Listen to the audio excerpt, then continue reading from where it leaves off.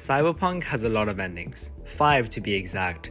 Well, 5.5 if you count something else, but we'll get to that later. Some are terrible, some are not so terrible, and some are good.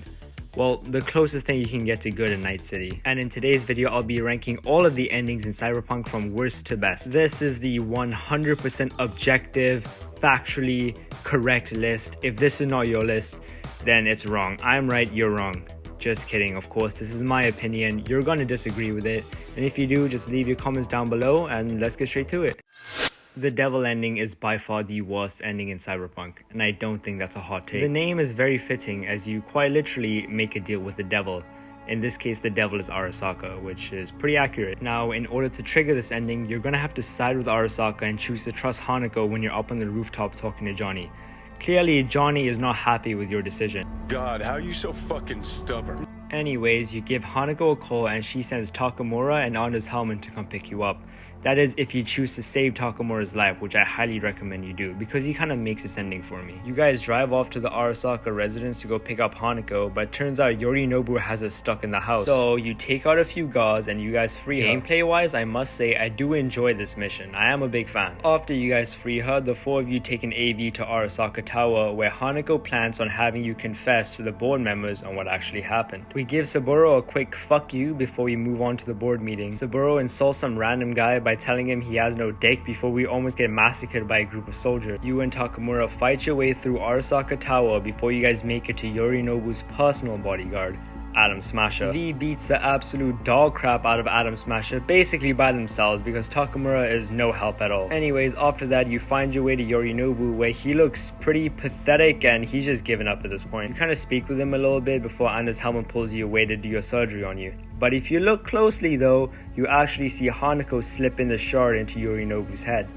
Damn, this family's messed up. They do your surgery and when you wake up, turns out that Saburo actually took over Yorinobu's body. So Hanako was an op this whole time, man. This random chick makes you do a bunch of the same tests over and over and over again before you finally have enough. Takamura finally speaks with you and turns out, yeah, Arasaka kinda lied to you. The surgery did absolutely nothing at all. He literally says it himself.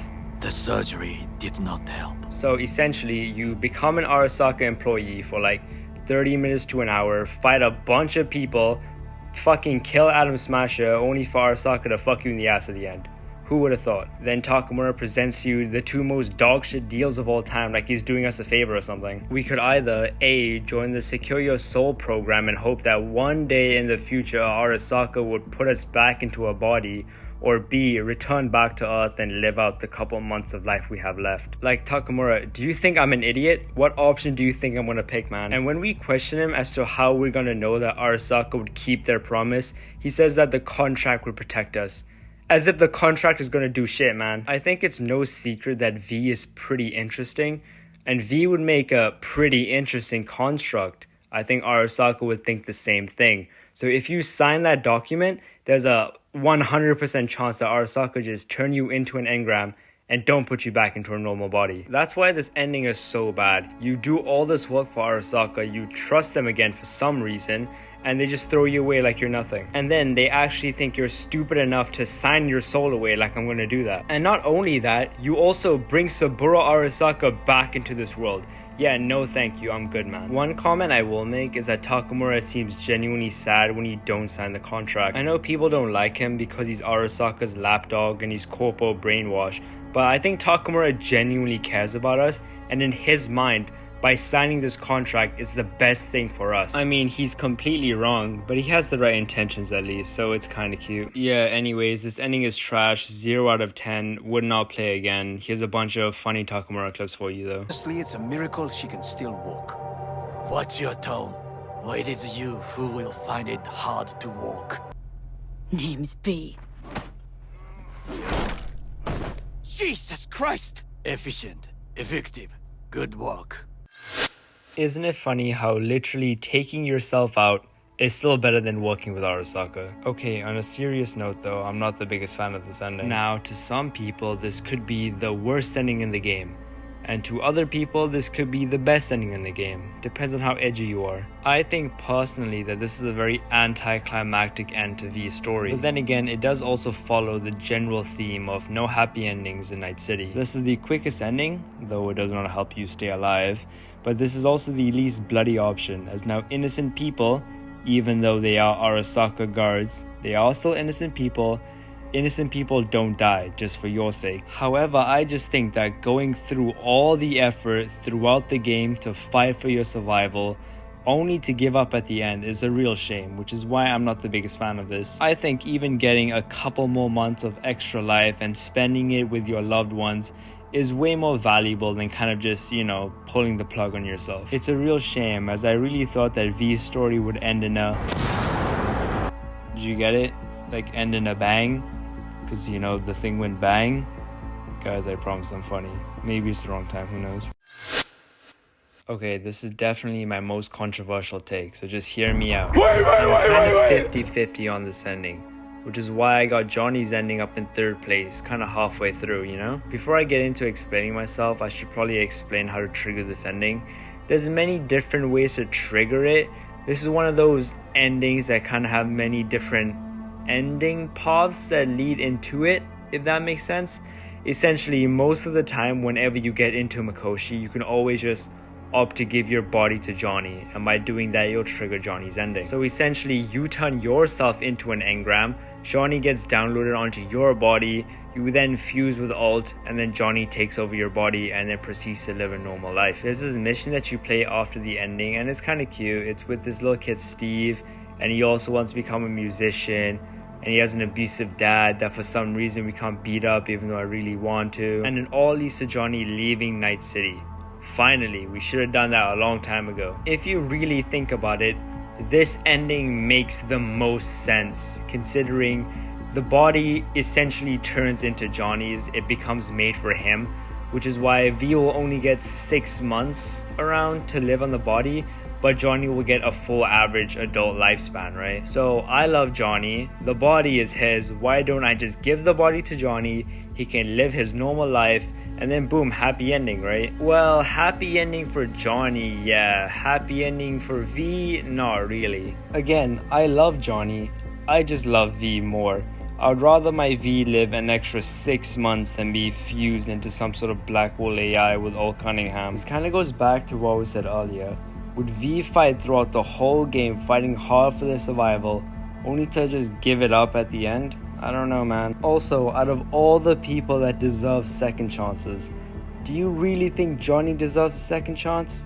I don't know about that. Like I mentioned, it makes a lot of sense to give your body to Johnny, but at the same time, it's kind of not the ending that I would have pictured for V, the main character of Cyberpunk. No hate to Johnny though, he does seem pretty sad when you try to give your body to him, so it is kind of sweet.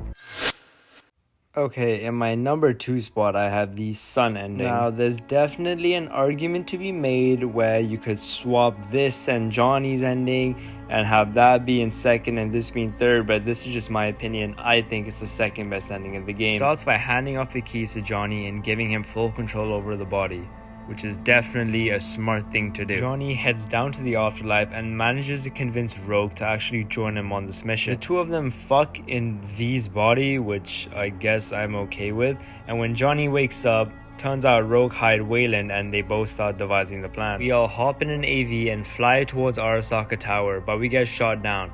But don't worry, we have anti-grav boots and we all jump off to save ourselves. Except for Wayland, but don't worry, I go back and save him because I'm a real G. As per usual, we just fight through Arasaka Tower until we get to Atom Smasher, where he just absolutely one-shots Rogue, but Rogue takes one for the team and drops a nuke on him. Well, kind of, not really a nuke, but she drops a grenade on him. We then proceed to kick the absolute dog shit out of Atom Smasher, especially for killing our girl, or killing Johnny's girl while he's in our body. I don't know. And Wayland was absolutely no help as expected. After that, we just jack into Mikoshi and we agreed to give V back their body because we would never steal V's body as Johnny because that's fucked up. So we won't do that. Then you wake up as V. I woke up alone, but that's just because I didn't call Judy before I started this mission. Then you hop in your AV to fly down to the afterlife, but little Easter egg, did you actually know that your original Mega Building HQ apartment is like right next to your endgame apartment? Yeah, I'm pretty sure it's that apartment right there. Correct me if I'm wrong. Anyways, then you meet with your client, Mr. Blue Eyes. I don't know how much I trust that guy, but he has this big mission for us that he won't tell us what we're doing. And for some reason, everyone's hyping up this mission, but nobody will tell us what we're doing, bro. All I know is that we're breaking into the Crystal Palace, and it's extremely dangerous, but if I do it, I'll get like some big giant reward that I'll fucking need for some reason. I don't know. It's most likely like the cure for V's like illness, which is partially the reason as to why I ranked this ending so high, because if anybody can help us, it's probably Mr. Blue Eyes. I still don't trust that guy though. Now, the reason as to why I ranked this ending higher than Johnny's ending is because 1, this ending actually focuses on V. 2, there's like this kind of hope that V will get the cure. It's kind of heavily implied throughout this whole like interaction with Mr. Blue Eyes that, you know, if we complete this gig, which V would probably do it, then, you know, V will get a cure and save themselves, which is probably why, like, I just think this ending is just better than Johnny's. You know, V accomplishes their dream. We get glazed. Delamain starts glazing us, you know, telling us, oh, we're the top of Night City. What are we going to do next? Like, V achieves their dream of becoming a legend rather than, you know, just becoming fused with a fucking rogue AI. Like, that shit. The biggest downside that this ending has is obviously that Rogue dies, but it's funny you'd mention that's a problem because... Okay, this goes back to what I said at the start of the video as to why there's kind of 5.5 endings in the game. In my 1.5 spot, I have Don't Fear the Reaper. The thing is, gameplay-wise, it's different enough to warrant its own ending. However, it doesn't really have its own ending. It just branches off into 2 already existing endings. So that's why I'm kind of, you know, it's its own ending, but it kind of isn't. But I also really wanted to include it in this video, so I just did. If you didn't know, this is Cyberpunk's secret ending, and getting it is pretty easy. The only thing that really matters is your relationship with Johnny, and the only thing that matters to that is your conversation with him on the oil fields. I just recommend watching a tutorial on what dialogue options to pick, because even I forget every single time I do it, but after you pick the right options, you should be able to trigger this ending. You just gotta wait for 5 minutes straight after Johnny asks you who you're gonna go with. I guess that gives you time to mentally prepare, because Don't Fear the Reaper is not no easy thing, yo. Don't Fear the Reaper on very hard difficulty, it can actually be quite a challenge. So before you do Don't Fear the Reaper, I highly recommend you have a fully spec'd out build, because this ain't no pre 2.0 Cyberpunk. These enemies are the real deal, especially Atom Smasher. He ain't no joke no more. The reason why DFTR is way harder than any other ending in the game is because once you die, you die. Straight up, roll credits, ain't no load game, load checkpoint, none of that. You die straight up. And throughout Don't Fear the Reaper, you'll actually notice that your maximum health goes down. You'll notice in the background footage that it says that my maximum health is 309, but my actual max health is 500. It's just that the longer Don't Fear the Reaper goes on, the lower your max health becomes. And I never really thought about why this happens until I was filming this video, and then it all made sense to me. You'll notice that in every single other ending, you guys pop medication.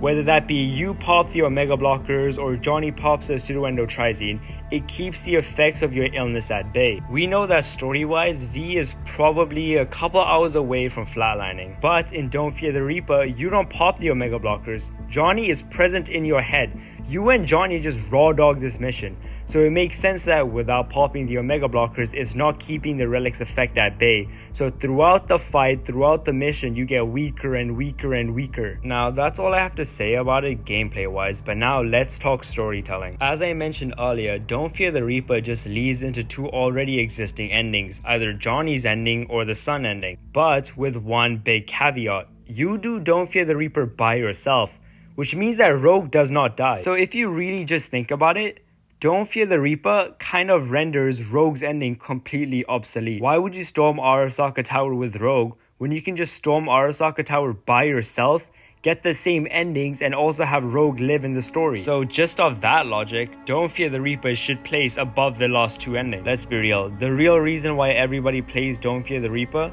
is because it's cool as hell. But now that that's out the way, there's only one ending left.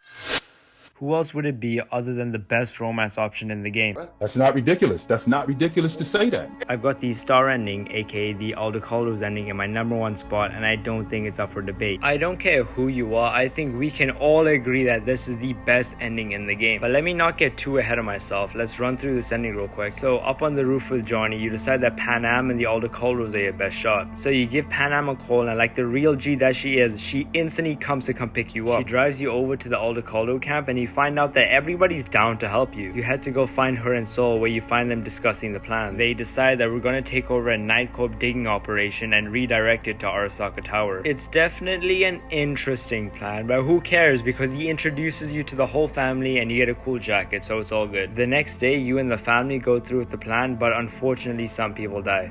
But that's okay, I'll gladly sacrifice people for my own selfish intentions. You, Sol, and Panam fight your way through Arasaka Tower before getting stopped by Adam Smasher. Adam Smasher then proceeds to absolutely stomp the shit out of Sol's head, before you eventually pack him up, of course. Panam is completely distraught, but I don't really give a shit, and I just run off to Mikoshi. Now, in order to really get the star ending, you're gonna have to keep your own body. After making your decision, you'll find yourself next to Panam, overlooking Night City. You guys finally make the rational decision to leave Night City, bro. You guys leave the city through some illegal tunnel, and boom, happy ending. Can we get this ending 5 big booms, please? He gets 5 big booms. Boom! Boom! Boom! Yeah, I don't think you can really make an argument that this isn't the best ending in the game. I suppose the only downside is that Sol dies, but like, come on guys, let's be real. Who really gives a shit about Sol, bro? I guess another downside is that I left Judy in Night City, but like, I'll be fine, man. Who really cares? If you're male V, there is quite literally no downside to this ending at all. You finally leave Night City, you with your girl, you're surrounded by a group of people that genuinely cares about you. You're going down to Arizona to find Panam's people to help you fix your disease. I mean, what more could you ask for, man? Like, I know that innocent Aldecaldos died, but those guys are irrelevant, man. Sacrifices had to be made. Like, they got killed just so I could live for an extra 6 months. That's an amazing deal. Anyways, this is definitely the closest thing you're gonna get to a happy ending in Cyberpunk, which is why I had this at my #1 spot.